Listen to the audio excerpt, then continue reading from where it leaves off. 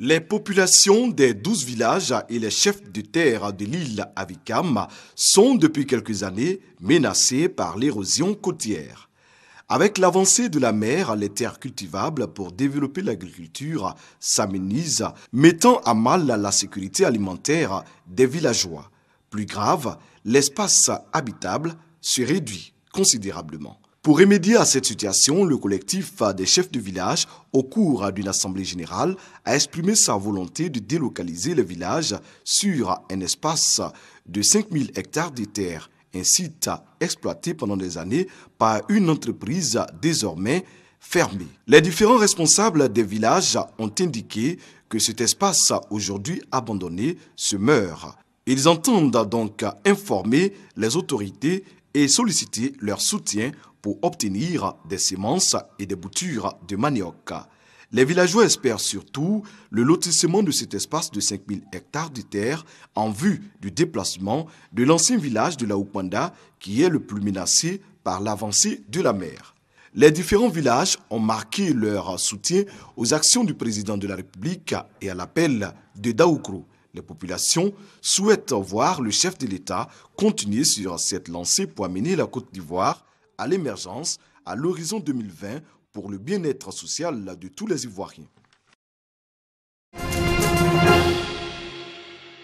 Pour s'assurer des progrès réalisés dans le monde et en Afrique en particulier, en vue d'atteindre les engagements relatifs à l'égalité du genre et les droits des femmes tenus à Beijing en 1995, et également pour débattre des questions d'actualité en Afrique et leurs conséquences sur le programme d'égalité hommes-femmes et la promotion des droits des femmes et des filles qui s'est tenue à Addis Abeba en Éthiopie, la 9e conférence africaine de Beijing plus 20 en novembre 2014. Cette conférence a vu la participation de la Côte d'Ivoire, représentée par une délégation du ministère de la Famille, de la Femme et de l'Enfant, ainsi que de la société civile.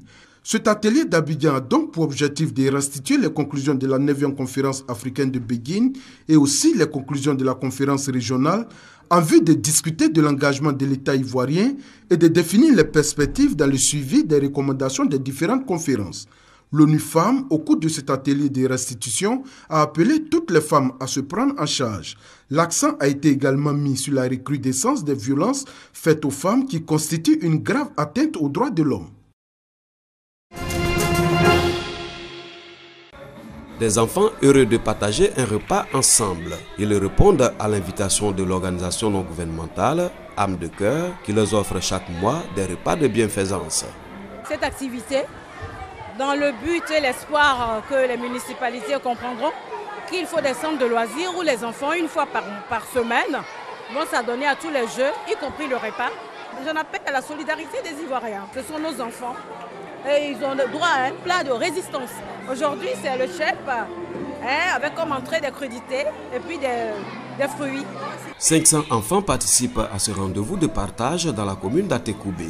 Ils disent être satisfaits de cette action de générosité. Je suis très heureuse de venir ici. On a pris un petit déjeuner. C'est ma première fois. Je suis très heureux. La commune d'Atekoubé bénéficie pour la 3e fois de cette initiative de l'ONG Âme de Cœur qui entend s'ouvrir aux autres communes de Côte d'Ivoire. Marché avocatier dans la commune d'Abobo. Sur cette table, des pains rassis, communément appelés pains Godio. Dame Yvette Gbagbo en a fait son activité principale. Depuis 1984, j'ai commencé à vendre mes pains. C'est les pains là, je vends et puis je nourris ma famille. Les clients quittent partout dans les quartiers pour venir payer. En tout cas, ça marche. La baguette de pain coûte normalement entre 150 et 300 francs CFA selon l'épaisseur. Le pain rassis ou Godio est vendu à moitié prix, ce qui fait l'affaire de certains consommateurs. S'il n'est pas mangé pain Godio là, il ne peut pas manger. Je paie 2 pains, 3 pains. En tout cas, c'est bien bon même. Je mange, je suis toujours en forme. Depuis le pain Godio, vraiment c'est moins cher. Ça nous arrange. Ça fait rien aux enfants, on mange bien. En tout cas, les enfants ne tombent pas malades quoi. Pas de problème de santé. Toujours est-il que dans certaines boulangeries, ces vieux pains sont disposés pêle-mêle à même le sol. Une situation inquiétante. Le pain Godio est un pain qui est impropre à la consommation humaine. Parce que c'est manipulé. Les travailleurs qui travaillent dans la boulangerie viennent marcher dessus. Celui qui veut en faire un matelas, il secoue le sac de pain, il met sur le pain, pour avoir un coussin en bas. Il se couche sur ce pain-là. Le pain Godio, si c'est très mal conservé, évidemment peut entraîner des problèmes au niveau de l'estomac, donc des intoxications, et notamment entraîner des diarrhées. Ça peut entraîner des effets néfastes sur la santé. Pain rassis ou Godio peut rendre malade, mais il fait aussi recette. Nous, on vend pain chaud. Donc quand le pain reste le matin, on a besoin de vendre ça chaud. Godio. Je revends pour aller faire vêtements. Les pains Godio sont des pains invendus. Donc souvent nous vendons aux femmes à 35 francs, 40 francs pour aller revendre, pour pouvoir récupérer la farine. Malgré tout, le pain vieux de quelques jours, s'il est bien conservé, rend d'énormes services. En clair, rien ne se perd dans le pain. Comme c'est devenu sec, si il met dans le chercher, on ne paye plus. Maintenant, il coupe, il met dans le soleil. Si ça devient sec, il puis il met sur le pain en bois.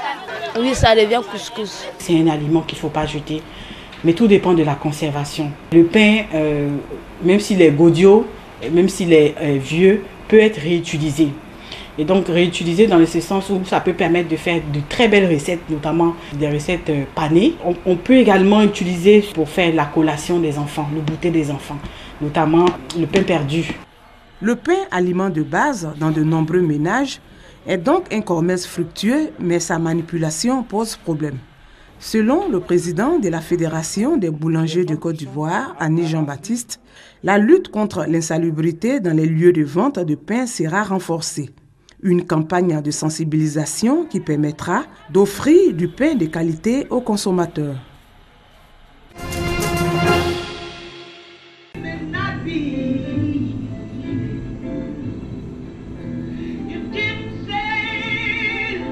Comme la diva Mahalia Jackson, l'Institut supérieur des arts et de l'action culturelle INSAC s'est mis à l'espace d'une heure au rythme du gospel. En RVC du lycée américain d'Abidjan, les employés de l'ambassade des États-Unis, mais surtout l'ensemble polyphonique de l'INSAC, ont chacun donné la mesure de leur talent. Sans distinction de race, le seul but, honorer les contributions des Afro-Américains au développement des États-Unis d'Amérique. Le mois de février est le mois de l'histoire africaine-américaine. Sa célébration est une tradition depuis 1926 et pour les initiateurs de ce concert gospel, c'est un mois plein de sens auquel ils ne pouvaient se déroger. C'est un moment de vraiment fêter un genre de musique typiquement américain, mais avec des liens très enracinés, n'est-ce pas, ici en Afrique. La culture américaine est une culture diversifiée et qui dialogue avec l'ensemble des cultures qui ont pu justement fédérer cette histoire à travers le temps. Inspiré de l'évangile, le gospel est le rythme qui a permis aux Noirs de supporter les douleurs de l'esclavage et de la discrimination raciale. Outre le gospel, ce sont toutes les œuvres issues de l'inspiration négro-américaine qui sont célébrées durant ce mois.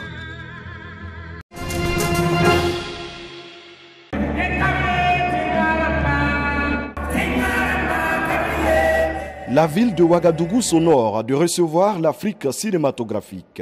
Dans un palais des sports de Ouaga 2000 acquis à la cause du cinéma, le Premier ministre Yacouba Isaac Zida a donné le clap d'ouverture de cette biennale de promotion et de diffusion des œuvres cinématographiques du continent africain. 133 films sélectionnés, 19 longs métrages en compétition pour le Grand Prix Étalon d'Or de l'INEGA vont être projetés une semaine durant dans cette salle de cinéma pour le bonheur des milliers de festivaliers. Les différents jurys pourront ainsi apprécier les films les plus méritants. Pour le ministre de la Culture et du Tourisme du Burkina Faso, le FESPACO est un rendez-vous incontournable qui reste une tradition au Burkina Faso. En dépit du contexte sous-régional et d'un contexte national particulier, le gouvernement de la transition a décidé en toute responsabilité du maintien des dates initiales du FESPACO. Le FESPACO est ainsi un symbole fort de cette Afrique qui persévère, qui avance et qui gagne. Cinéma africain, production et diffusion à l'ère du numérique, c'est autour de ce thème central que réfléchiront les professionnels du cinéma. La délégation ivoirienne est conduite par le ministre de la Culture et de la Francophonie, Maurice Kwaku Bandaman, et Afoussiata Bambalamine, ministre de la Communication. Projection de films, nuit musicale, visites touristiques et rencontres professionnelles avec notamment le marché international du cinéma africain vont rythmer le FESPACO, le Festival panafricain du cinéma et de la télévision télévision de Ouagadougou qui se tient du 28 février au 7 mars 2015.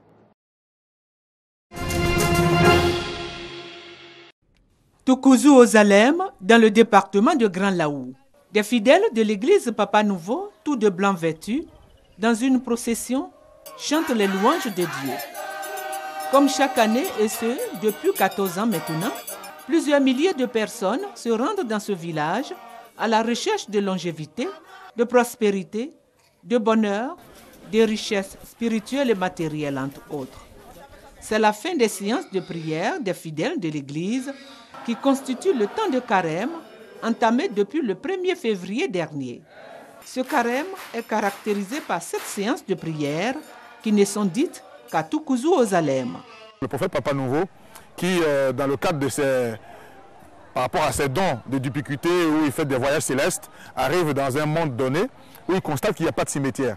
Donc il posait la question de savoir, mais comment se fait-il qu'il n'y a pas de cimetière dans cet endroit? Les gens disent non, parce qu'ils observent un modèle de carême qui leur permet donc de ne pas mourir, de vivre éternellement. Le messager du prophète Papa Nouveau saisit cette occasion pour demander aux Ivoiriens d'effectuer le déplacement à Toukouzou pour recevoir leur part de bénédiction. Il appelle également la classe politique ivoirienne à des élections apaisées en 2015. Je demande à tout le monde d'avoir l'amour de son prochain et que les élections se passent bien. Le carême de l'église Papa Nouveau est une convention annuelle. Il peut concerner toutes les confessions religieuses et ne fait pas obligation de privation de nourriture. Pendant tout le mois de février, les fidèles de l'église Papa Nouveau se vêtissent de blanc.